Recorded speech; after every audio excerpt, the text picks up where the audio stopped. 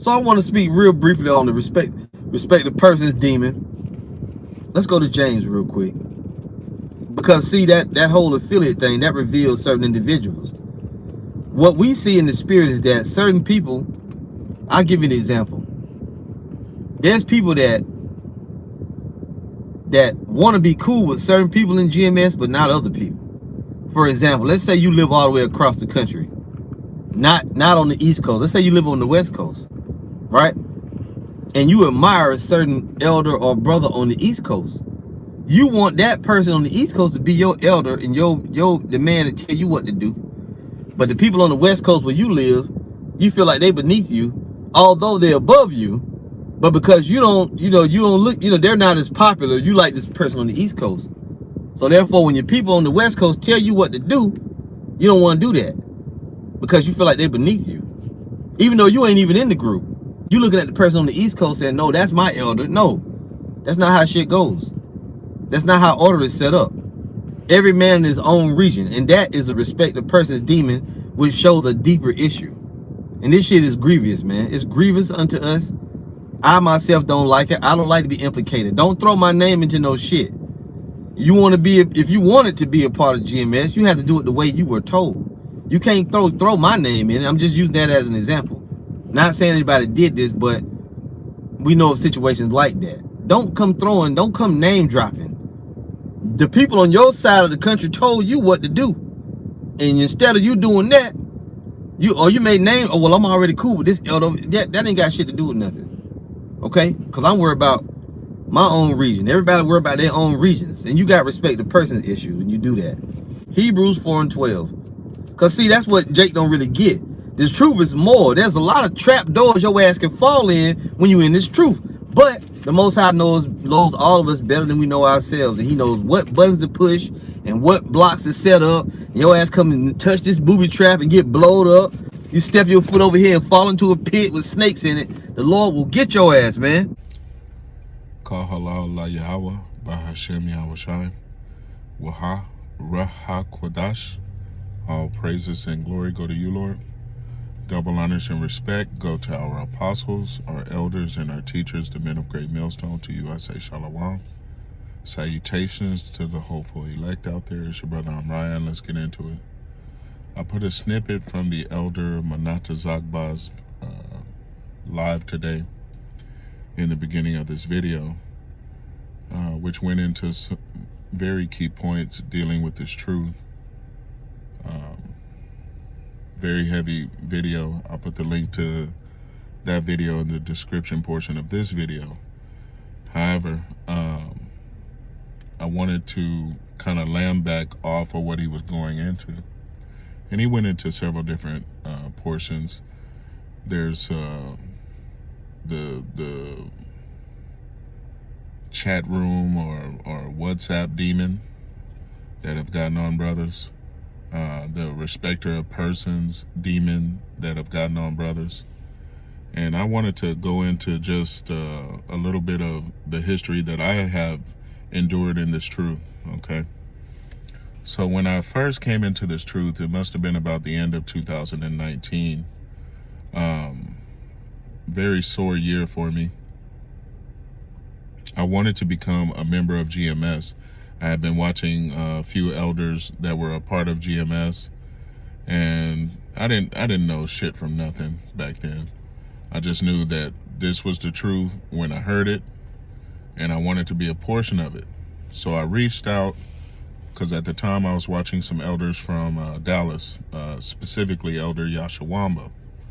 And I reached out to Elder Yashawamba over YouTube, and he directed me to the local leaders that they were in contact with in my area, which is San Antonio. Okay, that's the backstory. Once I got into going to the camps, fellowshipping with the brothers, as time went on, there was a divide between the camp in San Antonio and the leadership in Dallas. They had put new leadership over the San Antonio camp. At the time we had a different camp head who is no longer in the truth. I won't speak on that situation. But the elders in Dallas perceived the San Antonio camp as rebellious, okay? And ultimately that led to the San Antonio camp being basically kicked out. Not basically, they were kicked out. We were kicked out from the GMS affiliation, okay? Because I thought I was an official member of GMS at that point through the old leader of my camp, and then the heads in Dallas, they vetoed that order, and not unjustifiably, okay? There was a trooper test. I was unable to pass the trooper test in a timely manner because I wasn't really thorough in being diligent, okay? And that's all on me. I had to accept that. I had to swallow that pill hard, because one of my biggest goals was to join GMS. I just felt like I had to join GMS, you know. And don't get me wrong, I love GMS with all of my heart to this day, though I am not even a shadow of some of the brothers that have brought forth fruit in their camp, okay? So my story, I couldn't pass the trooper test. They didn't reject me for that. They just said, you know, I couldn't join the camp.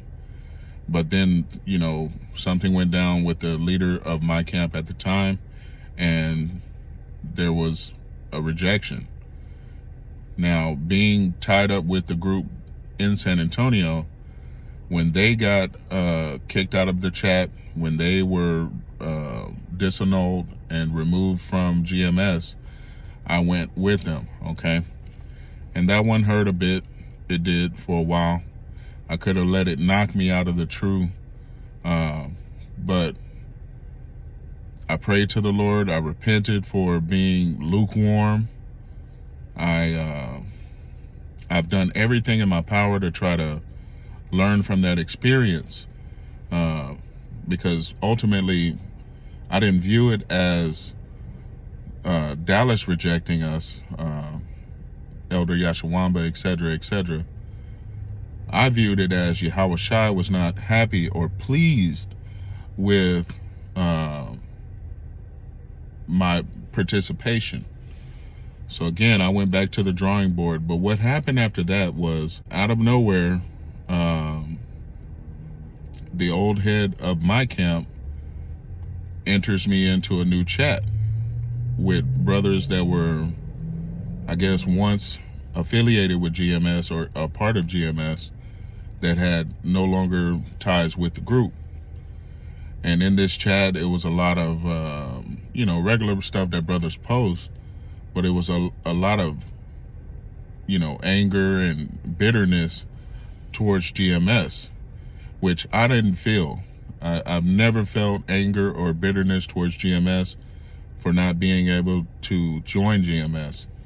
I just took it as a learning experience, a learning curve. And this is not throwing anybody under the bus. This is just how I felt at the time. Yahweh Shai had put down the order, and it just came through men.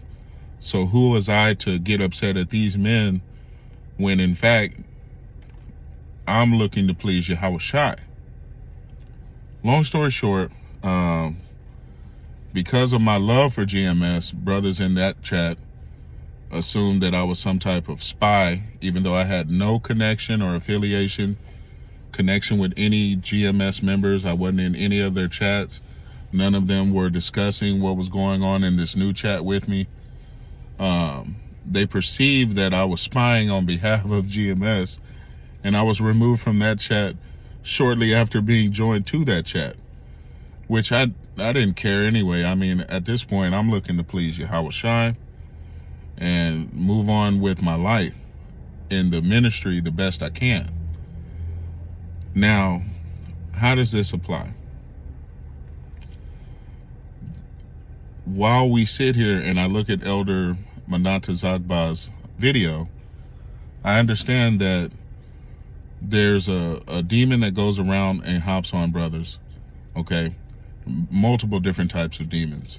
In this case, I'm talking about the chat line demon, where they can vent their frustrations instead of looking in the mirror and asking themselves what Yahweh Shai disapproved of in them, and working on that, because we're still in that grace period, we're still in that mercy period where Yahweh Shai is giving you an opportunity to get right before he returns. Okay? Now granted, man's goings are of the Lord. How then can a man understand his own way? But if it's Yahweh Ba'ashem Yahweh Shai's will, you must work on yourself to better yourself and better yourself for Yahweh Shai's use. Okay?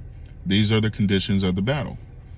Now, all these years later, because the rejection from GMS happened a couple years ago now, maybe a year and a half or so. All these years later, I realized, hey, I had some shortcomings. I had some sins that were on me that were not worthy of Yahweh Shai, okay, to put me in the presence of these men, okay? And not saying that everyone in GMS is perfect, but what I'm saying is I was not in the right position to be used correctly or to be of a good tool to Yahweh Shai in my current state, okay? And a lot of brothers don't understand this, that there's some things in us that have to be removed, that have to be fixed, secret faults that have to be corrected before you can truly please Yahweh Shai, who is our head, who is the head of the men in GMS, the apostles, the elders, the bishops, the teachers, the men on down in Great Millstone have a head. That is Yahweh Shai. Okay? Now, I'm going to get a few scriptures now that I've told you the backstory and, maybe vented a little bit too much of what happened, but I want brothers to understand who happen to come across this video that your journey doesn't end with a rejection necessarily unless you are unwilling to clean yourself up, to fix your wayward ways, to fall in line, to do everything decently and in order, okay? And you're respecting of people who are rejected, that is making you an underling to basically a foolish man. You have to look inward, as the scriptures say. You must how does it put it?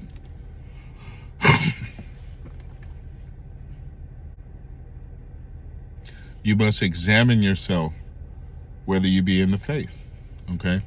In examining yourselves, you're going to find some things that you are not happy about. But in examining yourself, you identify these problems and you fix them, okay? That's what a wise man will do, okay? He's going to love the rebuke because it gives him direction where to look inwardly to repair that issue, okay? Now, I am not in a GMS at all. I'm still in the San Antonio camp. I go out weekly. I am in no way perfect, but I did come into this thing to be perfected. But when it comes to this ministry, you can't have unrealistic expectations. You can't be an emotional weakling and then let your emotions run you. You're no better than the wicked women of our nation at that point. You have to stand on principle, walk in your integrity, okay? And if there's any type of sin or secret fault that you have, that must be purged. It must be pruned. It must be removed before you can make any headway in getting closer to Yahweh Shai, okay? Now, I'm going to get a few scriptures, and we're going to call this video a day, okay? Shalom. All right, just grab a few scriptures, and then we're going to end out this video. But this is Psalms chapter 19, and I'll begin at verse 7. It says, "The law of Yahweh is perfect, converting the soul. The testimony of Yahweh is sure, making wise the simple. Right. And how do you receive the testimony of Yahweh? You receive the testimony of Yahweh through his men that he have set up above you, over you. Okay? So this respecter of persons demon that falls on brothers, it is a demon to blind you and to keep you from doing that which is pleasing to Yahweh by Hashem Yahweh Shai. Okay? If you are willing to accept the rebukes, the reproving, and understand that it's coming from the Lord in a majority of the cases. I can't speak for all of them. But when a man of the Lord rebukes you or says something is not right with you, that is the time to examine yourself. Okay? And that will make you wise, even if you were once simple. Verse 8, the statutes of Yahweh are right, rejoicing the heart. The commandment of Yahweh is pure, enlightening the eyes. The fear of Yahweh is clean, right? So many of you out here don't fear Yahweh by Hashem Yahweh Shai. That's why you're rebelling. And rebellion is as the sin of witchcraft, okay? You got to fall in line. Everything must be done decently and in order. And if you're out of order, you are rebellious, okay? Now, you can take the time to go examine yourself and fix these issues and come back to the Lord after you have repented, or you can take the other way out, which is the emotional weakness that brothers have put on themselves when they get emotional and become bitter over a rebuke or being rejected, okay, instead of getting right. Verse 9, the fear of Yahweh is clean, enduring forever. The judgments of Yahweh are true and righteous altogether. More to be desired are they than gold, than much fine gold, sweeter also than honey and the honeycomb. Moreover, by them is the servant warned. The Lord is warning you with these rebukes, okay? And, though I didn't understand this a couple years ago, I understand it very well now, and I'm always looking for the Lord's warning, okay? Now, you pay attention to a stoplight or a stop sign, yield sign. That's the same as paying attention to the words that come from the Lord's prophets, because that is a warning that is coming from him, okay? And if you consider yourself a servant of Yahweh by Hashem Yahweh Shai, you have to listen to the warnings. And in keeping of them, there is a great reward. Who can understand his errors? Cleanse thou me from my secret faults. Salakia, cleanse thou me from secret faults. Right. Amen. Okay. And I pray this constantly. I pray this over brothers, sincere brothers that can be sincere, that aren't necessarily sincere right now. I pray this, that the Lord removes your secret faults from you, okay? Those sins that hold you back, that keep you back from a personal relationship with Yahweh by Hashem Yahweh Shai. Verse 13, keep back thy servant also from presumptuous sins. Let them not have dominion over me. Amen. Then shall I be upright, and I shall be innocent from the great transgressions. Let the words of my mouth and the meditation of my heart be acceptable in the sight, O Yahweh, my strength and my redeemer. Okay? And it will behoove you, any of you who should happen to come across this video. And really, I don't care. I'm not a part of any chats. My rejection from GMS was quick, fast, and hurtful when it happened. But I've long since gotten over it, and I just want to seek the approval of Yahweh by Hashem Yahweh Shai, my Redeemer, okay? So if you don't approve of my message, get off my channel. If you're spying in the background, seeking to spy on my liberties, get off my channel. Go find somewhere else where that shit will work for you. But it ain't gonna do nothing for me, because I am who I am, whether you like it or not. I'm seeking to please Yahweh by Hashem Yahweh Shai. Okay, I got one more set of scriptures. I'm going to end out in Sirach, okay? Sirach, chapter 4, and I'll begin